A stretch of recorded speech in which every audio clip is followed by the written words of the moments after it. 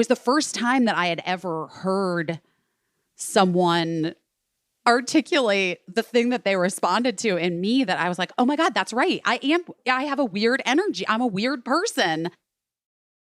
There's a thing in tabloid magazines, I can't remember which one, frankly too lazy to Google it, that shows pictures of famous people doing regular people things. It'll be Julia Roberts tying her shoe, or Ben Affleck with Starbucks, sometimes Dunkin', and the headline will be like, stars are just like us. They have shoelaces. Can you believe it? Holy crap, they have sweat glands, fingernails. Can you imagine? They too wear pants. By the way, I love this part of the magazine. Fully understand the novelty. When someone exists mostly on your TV or a movie screen or in the little rectangle in your pocket, it feels like they live on another plane of existence altogether. Seeing a famous person just be a person, it is a turn of the kaleidoscope. I once saw Kim Cattrall on a Delta flight. Blew my mind. Blew my mind. The voice you heard at the top of this episode, that weird person, that was the actor Busy Philipps, the author Busy Philipps, the host, producer, writer Busy Philipps, the Instagram star Busy Philipps, the multi-hyphenate Busy Philipps, whose weirdness is what has always made her one of those stars that does feel like us.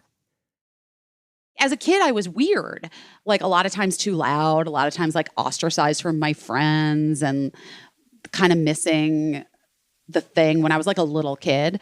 But in spite of that, I was just very confident in myself and my abilities, and I guess confident in my weirdness. I was really trying to make sense of everything. I was really trying to figure out the confusion that I felt in my home.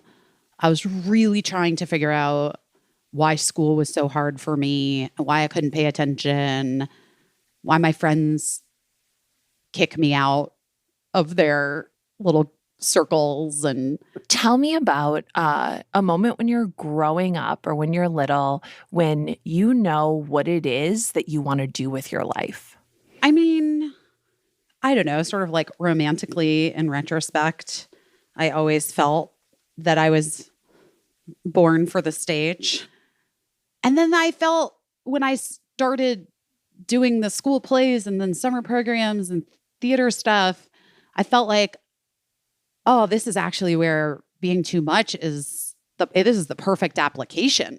This is a bunch of weirdos, like me. And we all are too much. We're too annoying and too loud. And we, are singing like an Amazing Grace to, like at the top of our lungs for attention or whatever. And that's where I felt always like I could exist.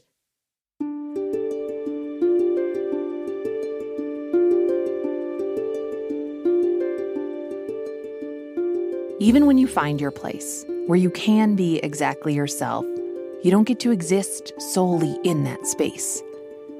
Busy found her calling when she was young, but she also, like pretty much everyone else, had to go to middle school and high school, which stinks. You start off and you have no access to anyone except for like a very select little pool of humans. And you're just, at the mercy of whoever they are and their parents are and whatever. These are ages that are not good for all of us, and they were hard for Busy. They were traumatic. A boyfriend raped her when she was just 14. She had an abortion and was shamed by the boy's parents like she just impregnated herself. And still, she stayed driven to get out of Scottsdale, Arizona, and into the world she wanted to inhabit, a world where she was a working actor, a professional.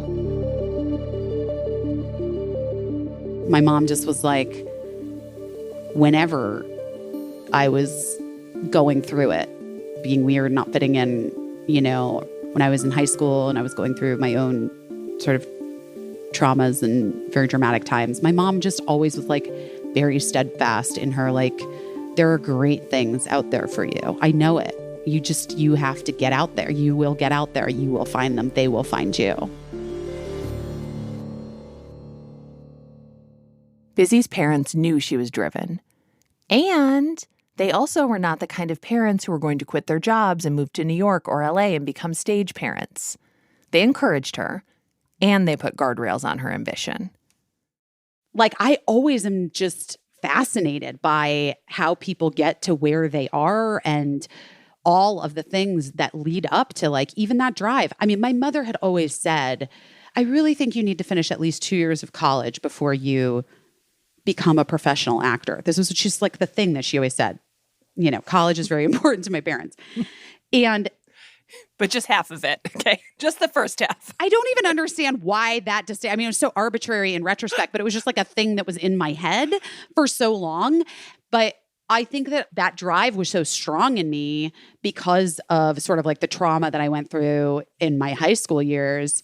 There is a part of me that was like, I've always been determined. I've always been this way. I'm sure I was born this way. There's another part of me that's like, I continued to be determined in a very specific way about being successful as soon as I could, simply because I wanted to fucking like show them, you know? I wanted to prove it to them and have all of these things that were really traumatic that I, like, for me personally, that I went through in my teen years. Like, in my head, it was like, the only way this will make sense is if on the other side of this, there's like the exact dream that I want achieved.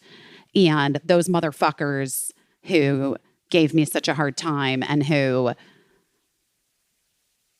mistreated me as a woman and a person will regret it for the rest of their fucking lives. That was it. I was just driven by that. I love revenge success. I love when somebody says it out loud. I am beaming at my computer screen as she says this, just shooting love lasers out of my eyes. So Busy makes it. She reads for the TV show Freaks and Geeks her sophomore year of college and leaves before her junior year begins to start filming. It's years later, watching the DVD collection, when she hears Judd Apatow, the show's creator, describe her audition. Judd was like, yeah, we had like had this new character, Kim Kelly, and Busy came in and read for Lindsay, and she just had such a weird energy. We had to figure out, maybe she's this girl, maybe she's Kim Kelly. And it was the first time that I had ever heard someone articulate the thing that they responded to in me, that I was like, oh my God, that's right. Yeah, I have a weird energy. I'm a weird person.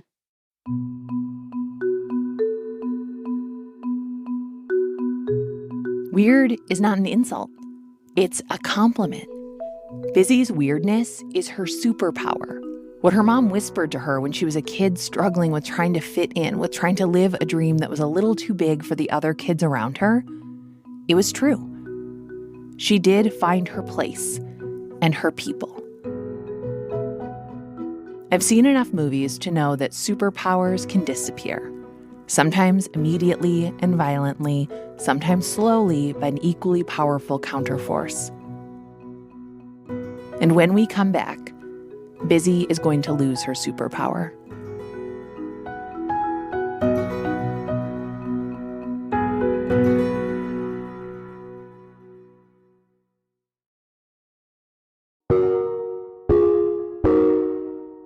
We're back, and Busy is a steadily working actor who has made her dreams come true. Freaks and Geeks leads to other things like Undeclared and Dawson's Creek, and in 2004, she's in Vancouver shooting the movie White Chicks. She and her boyfriend are hanging out, and there's a lot of men's figure skating on TV, and they come up with an idea for a comedy about the cutthroat world of men's figure skating.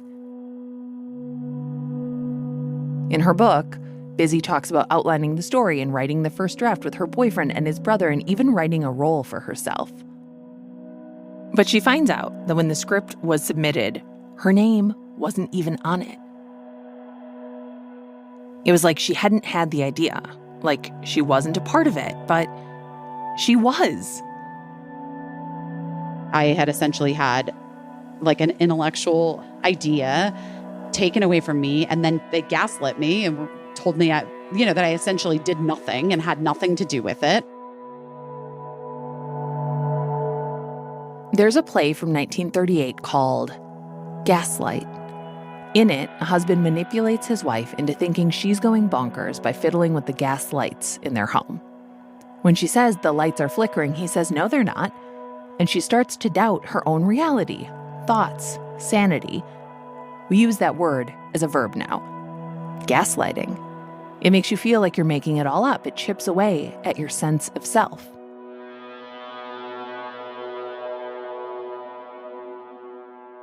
I had just been really struggling. And then I met Mark and we went out on a date and I don't know how to explain it except that I just knew that I was going to get married to him and have his children. It just was I think that is the best explanation of love at first sight, is that there must be something where it's spiritually or biologically or whatever, where you're I'm having children with this person. I'm building a home with this person, Mm-hmm. I was calling him my fiance before we went on our first date, around the house to my roommate, Emily. And she was calling him my fiance. She's like, "Oh, is your fiance going to pick you up? Where are you guys going?" But anyway, so we dated and, he's 9 years older than me. And he was just at that point in his life where all of his friends were getting married, right? I was not at that point at all, nowhere near that point. None of my friends were even in serious relationships. And I had been a professional actor for, at this point, I don't know, almost 10 years, I guess. And I just was I guess I get married now and have kids, And so we dated and we got married on essentially our 2-year dating anniversary. And then the writer's strike was happening in LA. And I was I'm not on a TV show. There's not going to be a pilot season. This writer's strike was a big deal in 2007. I was should I just go off the pill and should we just have a baby?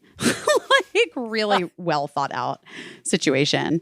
And he was well, yeah, I don't know, for sure. Why not? Calendar's clear. I mean, when I tell you I was pregnant, before we even did it, I was pregnant immediately.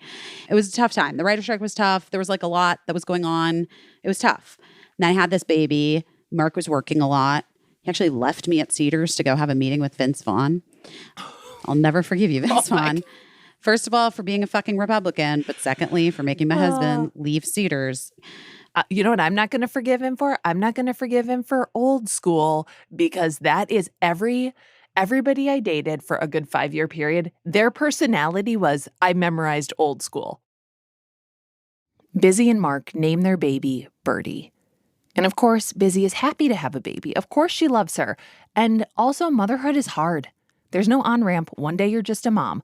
A whole new identity that was born along with that baby. The psychiatrist Alexandra Sachs did a TED Talk and is the leading expert on this transition a person goes through when they become a mother. It's called matrescence. Yes, that sounds a lot like adolescence, because it kind of is. It's a seismic life shift that changes our body, our hormones, and our lives and the way we fit into the world. Children become the center of our world, even though there's so much else to us. It can be a lonely experience because it's so rarely discussed publicly. I had a really hard time, though, in the beginning of my motherhood. I felt really alone. The internet didn't exist at all, by the way. And Mark was sort of way outside of his comfort zone in terms of all of this. And I just was miserable. I was just fucking miserable. And I was I just need to get a job. And then I can have money, and then I'll just get a divorce. I'll just be by myself, and it'll be fine.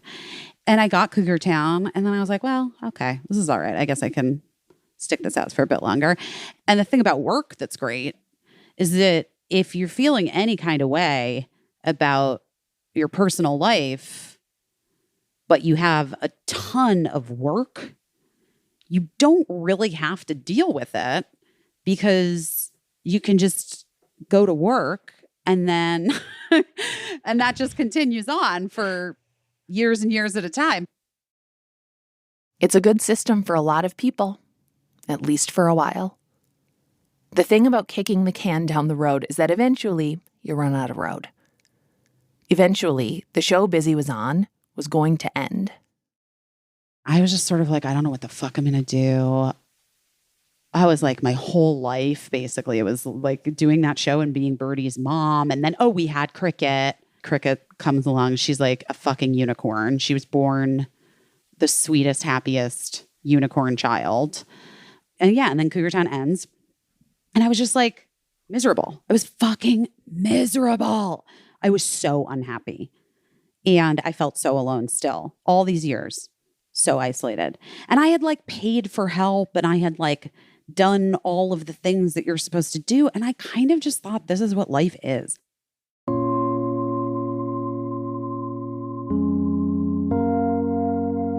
I got exactly what I said I was going to get.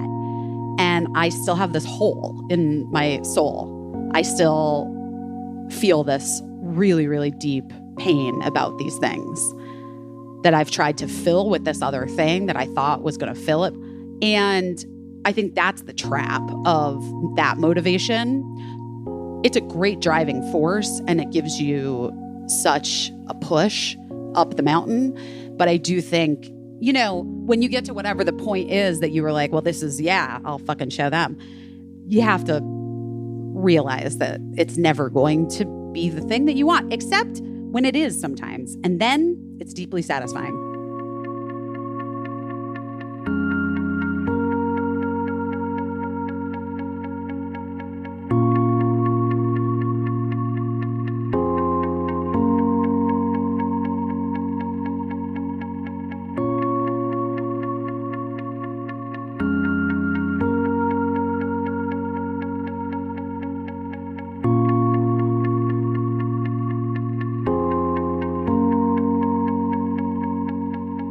We'll be right back.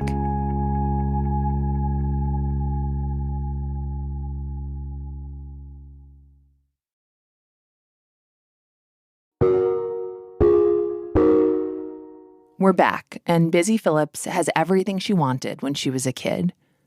But it doesn't feel the way she thought it would. Motherhood is wonderful and hard and isolating. Marriage is hard even when you love each other.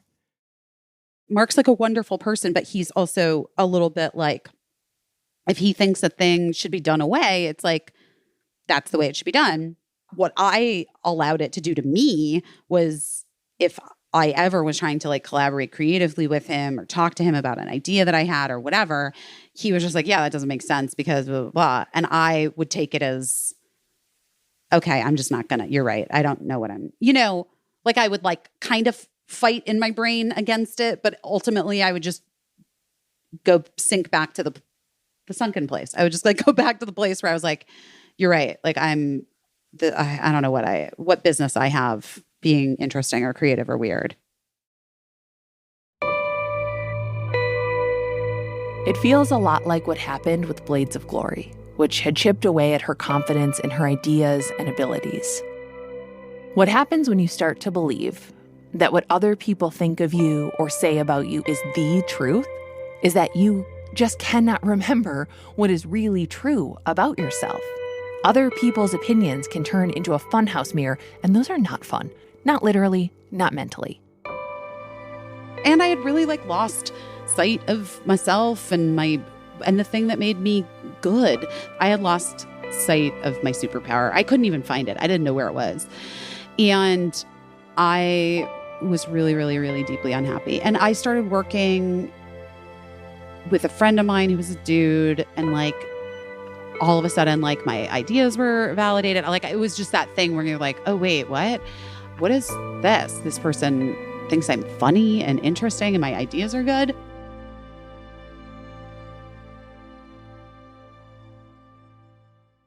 Her ideas are good, and being noticed is good. Being seen is good. Being around this man who sees her and her ideas feels really good. And while she's towing the line of an emotional affair, there's another way for Busy to escape, a way that most of us are very familiar with, a way that gives us dopamine with every scroll of the thumb. Instagram. Instagram had just launched a feature called Stories, a way for them to, I think, just recoup our attention from Snapchat by letting users basically do what you do on Snapchat, create short video clips that stay up for 24 hours and then disappear. Most of us saw this feature at first and were like, oh my God, what am I going to do with this? I already don't like Snapchat. Now I have to not like it in a new app. But not Busy. She likes that it's all in the same app, an app she already likes and already uses. So she posts a story right away the first day, and then another, and another. They all start pretty much the same way. Hey guys. I was really lonely at night. Mark and I we were in a really bad place. We weren't even talking, we weren't hanging out. And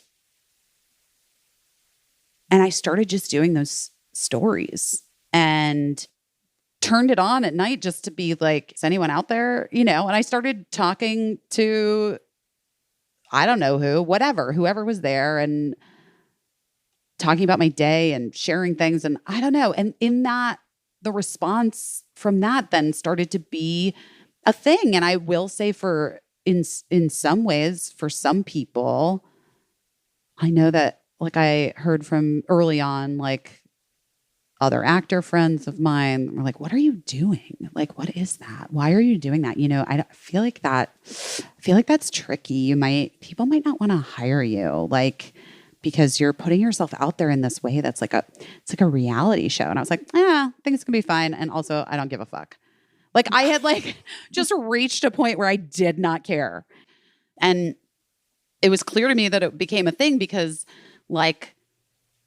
every week my Instagram stories were ending up as press on on different celebrity websites or people.com or, Us Weekly or Daily Mail. Or I was just I don't know. I like it. I'm doing it. People are getting something from it. A sample of headlines from this time include Cosmopolitan, April 2017, I'm addicted to Busy Philipp's Instagram stories and you should be too. Vanity Fair, April 2017, Busy Phillips takes full advantage of social media and has no shame about it. Should there be shame, by the way? The Cut, April 2017. Busy Phillips gets real about Instagram sponsorships. Glamour, April 2017. Busy Phillips describes escaping a creepy Uber ride in 8-minute Instagram story. In this one, Busy and Mark jump out of an Uber ride when there's another anonymous passenger in the back when they had not ordered an Uber pool, and she tells her viewers that looking out for your safety is more important than not being rude. We agree. So, yeah. People are getting something out of this. Hundreds of thousands of people are watching what she says and does in front of her phone every day. And you were getting something from it too. What did that give you that the rest of your life just was lacking? Well, I think validation, obviously. And I feel like my other superpower is exceeding expectations. And I'm just very used to walking into any given situation and knowing what the people on the other side are expecting or think they're going to get.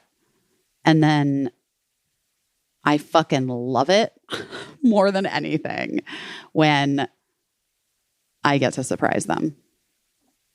In terms of putting myself out there in such a really vulnerable, true way. And by the way, at no time was I talking about my husband. At no time was I talking about what we were going through.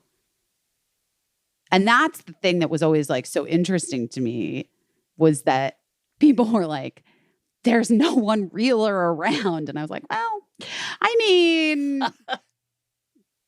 what you're seeing and what you're getting is definitely accurate to that, but it's not everything. Stars. They're just like us. Nothing is just what we post on the internet. We can post the truth, but it's never the whole entire truth. And even though Busy loves doing these stories, even though they're helping her feel like herself again, She knows that not everyone sees them the way she does. Because part of the snobbery around her Instagram stories is that she shouldn't need to do them, especially the sponsored content, like isn't she a famous actress? But as she put in her stories, she made more on Instagram than she did acting. So now in 2020, there's not a single celebrity who doesn't use their stories to just post about their day and their lives or take brand promotions. But it wasn't like that in 2017. It was when the New Yorker called and Marissa Meltzer wanted to interview me. And I at first thought it was going to be like a joke. Like my first thought was that it was going to be like a piece where it makes fun of me, you know? And that was like the very last piece of that thing that I had allowed to infiltrate me, starting with the Blades of Glory situation and then continuing like sort of through a lot of my marriage in the sense of my doubting my own instincts and abilities creatively. And like we sat down to lunch. I was like, I gotta be honest with you. Like, I kind of thought that this was going to be, can I ask you why you're doing this? Why did you want to write this article? And she explained it to me. And she was like, well, you know, with all of these new social media applications that are coming out, like there's always like an early adopter that sort of sets the tone for what the best use of that thing is. And you're that for Instagram stories. Like you did that. And I was like, what? And she's like, well, you were the one that did that. Like you're the one that sort of did it. And then everybody else who like has done it since is doing what you started to do. You know, people didn't know how to use it. And then I was like, wait, you're fucking right, dude. Like I was really excited. You know, it was so validating. And it sort of stripped away that last bit of residual thing that I had held onto for so long, that my ideas could never be good enough, that I shouldn't trust myself, that I should second guess myself because the boys probably had a better idea of what to do. And fuck those boys.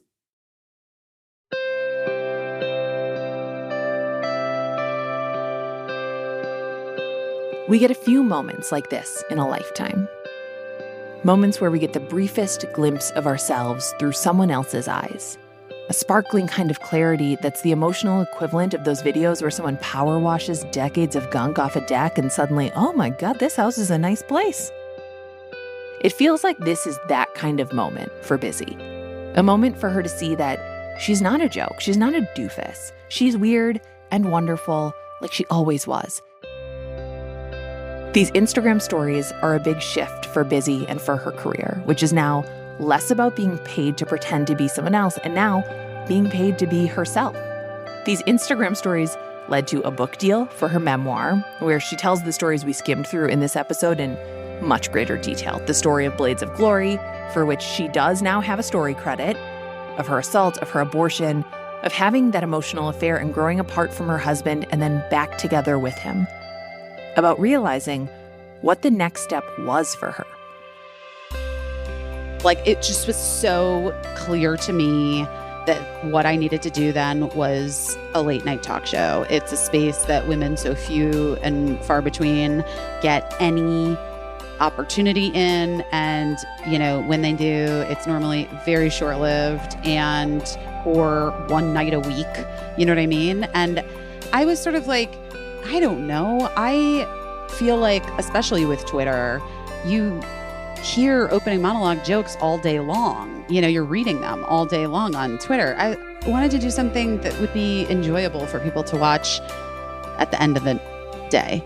And I had called Tina Fey because she had wanted to work with me again after we had done a pilot together that didn't go, a scripted show. And they had asked me, Little Stranger, her company, and said, what do you want to do? We want to help you, whatever it is that you want to do. And I was like, this is what I want to do.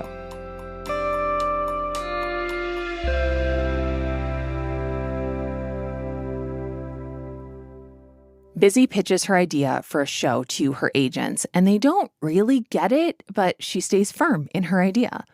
And a week later, someone from Tina Fey's production company calls Busy.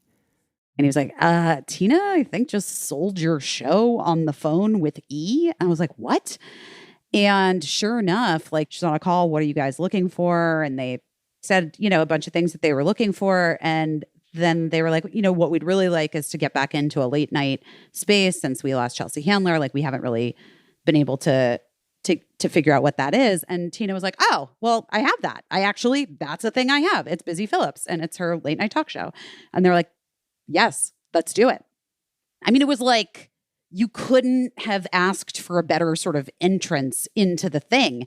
And I was at this point, let's just say high on the conviction of my abilities to make things fucking happen. Like I was just like stomped in there. Like there's nothing you can do or say to me. I know exactly what this needs to be. What it needed to be was the kind of space that she had been craving for herself, a place that was centered around women, a place where people who feel like or have been made to feel like outsiders could get inside. The show is called Busy Tonight, and it's staffed by nearly all women. Busy convinces Casey St. Ange from David Letterman to move from New York to LA to work with her, and together they create a team that reflects what they want their industry to be like, not what it is like.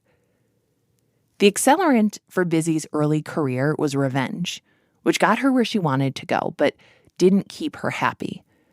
Instagram stories gave her a nice distraction, but the long-term fuel source for her now is her weirdness and her commitment to making spaces for more people up near the top with her. A lot of times, they didn't necessarily have like the title in their resume. And our feeling was, is this brain surgery, yes or no? Can this woman, Jasmine, who's been on another show for, years as an associate, be a producer? Yeah, she can fucking figure it out. I'm pretty sure she's enthusiastic. She's so fun. I love her energy. Yes. Let's do it. And you're giving women like the chance to do what men do all the time, which is like to live into your potential, not prove it and then get it. Correct. And I, felt like I have watched so many moderately talented men continue to be given shot after shot after shot. And these women were all incredibly dynamic that we were talking to and really talented. And maybe they didn't have it on their resume, but maybe they didn't have it on their resume because, the guy named Josh hired the guy named Adam, who he knew from his friend named Jim at Harvard. And that's why this fucking system sucks. I had built it from the ground up. I loved my team. They were my family. We put everything into it. We had so much joy. We were all women. We were encouraging each other every day. It felt so wonderful. Even when it was hard, it was this is nowhere else I would rather be. And so then here's the thing. These things suck. These things suck, as in the show was not renewed. After 104 episodes, it was basically canceled. And I think that going into it with that obscene confidence in myself at that moment was the only way Casey and I got what we got accomplished. And ultimately, I'm super proud that we had women who were able to join the WGA after starting out as researchers on our show, an assistant on our show. And I think ultimately we ended with a show that was incredibly creatively and culturally successful. And whether or not it fit into whatever the E network is or what cable television is or what entertainment is at this point, doesn't really matter to me. It did matter, though. It felt like shit. A year after the show was not renewed, Busy shared a photo on Instagram of this text that she had sent to the network executive who hadn't bothered to call and tell her about the show not being renewed. The exchange ended with her telling this guy he was bad at his job. That was the last time they talked. It's the kind of text you always want to send when someone betrays you, ticks you off, pushes you down. The kind of text most of us don't send and definitely don't post on Instagram later, or the kind we do send and then just delete from our phones and pretend never happened. The kind of text women aren't supposed to send because we're just supposed to be grateful and happy to be there and be gracious and count our blessings. But guess what? Stars are really just like us. Fame doesn't insulate you from gender dynamics or power dynamics. What we consider strong and assertive in men, we easily dismiss as petty or immature in women. And yes, the risk is easier to take when you're financially secure. And also, for all of us, life follows really similar arcs. Life is sometimes very good, sometimes not good, then good again, then bad again, and on and on and on. What Busy's mom told her as a kid, that someday she'd find her place, her people, it's something we all need reminding of. Because sometimes people take our place, or sometimes our people get pushed around or pushed out. We need reminding that our weirdness has a place, that where we are now is not where we will always be, whether we're happy or sad, at the bottom or the top, it's all temporary. I was that weirdo kid, right? I have a kid that's like that too, who, is just kind of like different than some other kids, And I think that the magic of how those people turn out is knowing that there is more out there. Your life is like going to be so much greater and you're going to have so many more experiences. And some of them will be way worse. And some of them will be so infinitely incredible you can't even possibly imagine. I am working now so hard on being kinder to myself and letting myself off the hook a little bit for some things, and especially when I feel like I get very hard on myself. And that's the thing with my book. That's the thing about posting that text message. That's the thing about the way that I am. I think the person that I'm hardest on in my book is myself. I really do, because I am. I'm so hard on myself all the time. So I'm trying to find a way to do my best and then acknowledge that hey, that's your best. That's okay, dude.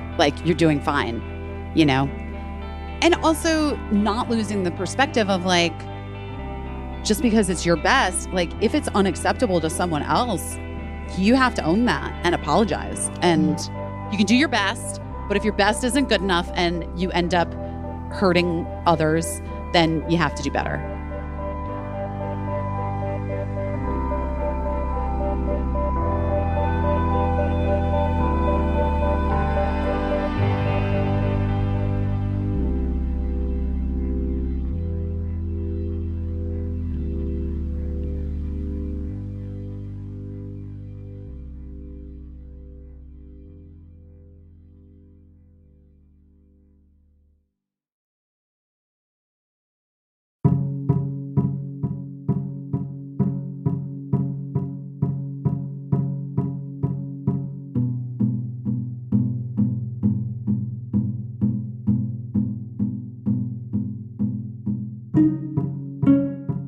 This has been terrible. Thanks for asking. I'm Nora McInerney. Our production team is Marcel Malakibu, Jacob Maldonado Medina, Hannah Meacock Ross, Jordan Turgeon, Phyllis Fletcher. I think that's everybody. You can listen to Busy's podcast. Busy Phillips is doing her best wherever you find podcasts. I highly recommend her memoir. I read a lot of memoirs. This Will Only Hurt a Little is beautiful. I bought it to read with paper, but I also listened to the audio, and I bawled listening to her tell some of these stories. So good. Such a good audiobook reader, Busy. If you need a compliment, I hope you just keep that one in your pocket for the future. Our theme music is by Joffrey Lamar Wilson. Find us at ttfamerch.com. Okay, go buy yourself some TTFA merch. Thank you for listening to this podcast. Thank you for supporting it. There's all kinds of ways to support a podcast, by the way. All kinds of ways. Listening to it, that is supporting it. Sharing it with a friend, that is supporting it. Leaving a review, that is supporting it. Unless your review is one of the ones that says that you hate my voice and my face, in which case, join the club. Okay? Join the club. And also, kids, there's a better way to get my attention. Okay? Just kidding. I don't think my kids have reviewed the podcast yet, but I would not read it if they did. It would make me highly uncomfortable. Okay, bye.